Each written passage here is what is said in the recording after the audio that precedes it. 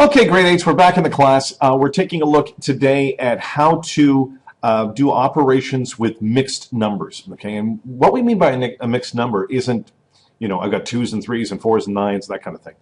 It's mixing numbers with fractions. And it's here that we start getting complicated because for some people, the idea of taking wholes and parts of wholes and putting them together gets confusing.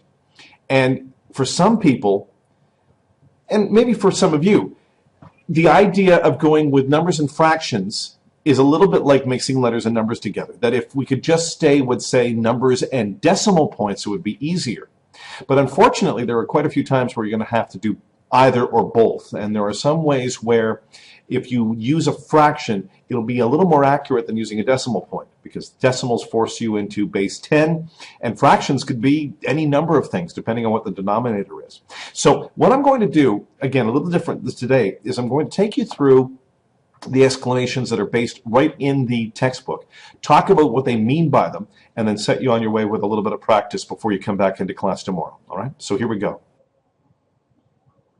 Okay, we're back into the book here, and I wanted to take a look at some of the ways that you can work with mixed numbers. And I know I'm using the textbook. I tend not to like using the textbook, but at least we can take a look at this and share some of the information. So we're going to start off with this right up here. In a school relay race, teams run 3.5 laps of the track.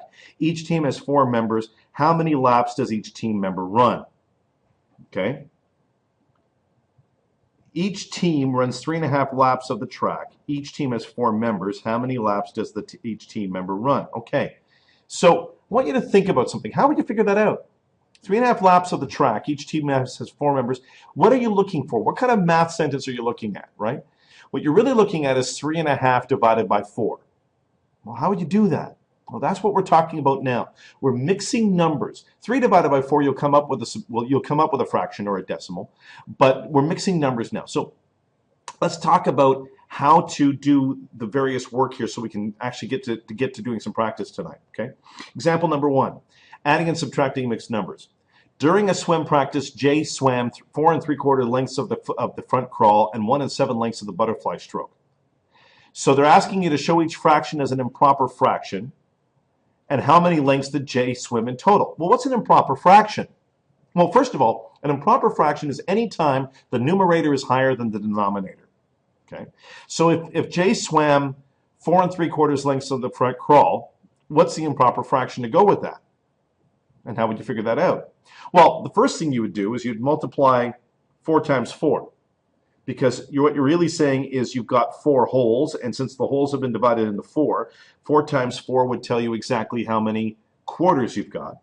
And then you've got 3 remainders, right? So 4 times 4 plus 3 equals 19.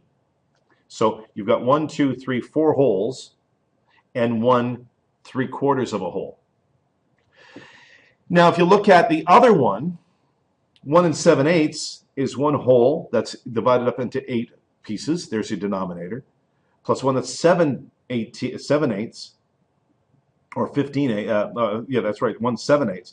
So 8/8 plus 7/8 is 15/8. That's how you come up with it as an improper fraction. But as you know, and as I know as well, you can't keep it as an improper fraction.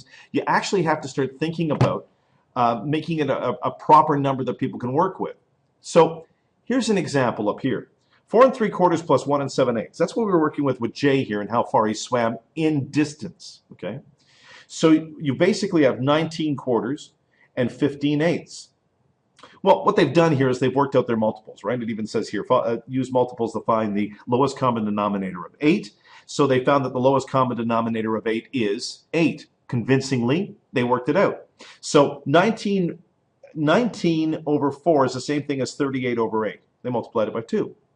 And since you don't have to change this one because it's already in 8s, all you have to do is add the 2 together, 53 over 8.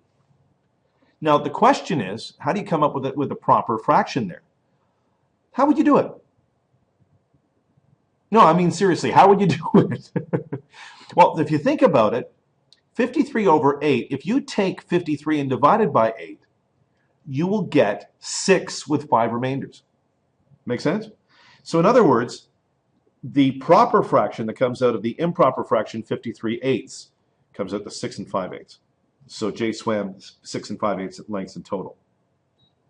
Now, if you want to find out, which was B, the next day J swam, let's go back to this, over here. The next day J swam 2 7/8, fewer lengths altogether. How many lengths did he swim?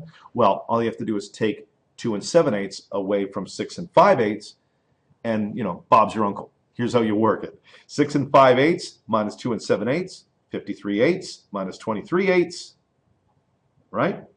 30/8, 3 6/8, or 3 3/4. Okay. So in other words, you convert them to improper fractions, makes it easier for you to work out. Then convert to a mixed number once you get the answer. Okay.